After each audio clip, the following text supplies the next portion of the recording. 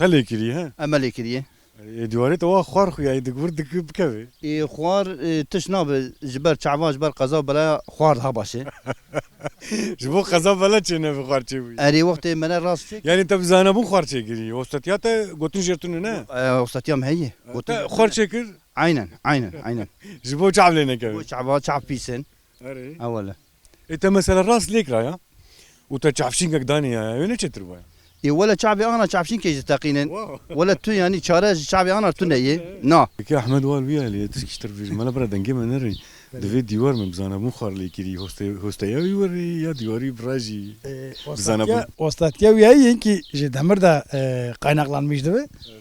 Yani wî demirî wî xwarê wî jî ya wî çêkiriye. Yani ostatya wî heye yani. Dîwarê xwe jî bêben çêkiriye. Bêben hema werin. Yani dîwarê wî carda jî xweş hatiye. Valla. Bêben çêkiriye. Derî ev dibe ostayê bêben. Em ji wer jê werdibêjin. Ahmed ra gom go diyarê te vê xeyde go direk habûne nizam çêr bûne. Nişan ne got madem te xwar zanî wer tu lêkê. Nego bu te ez hatim.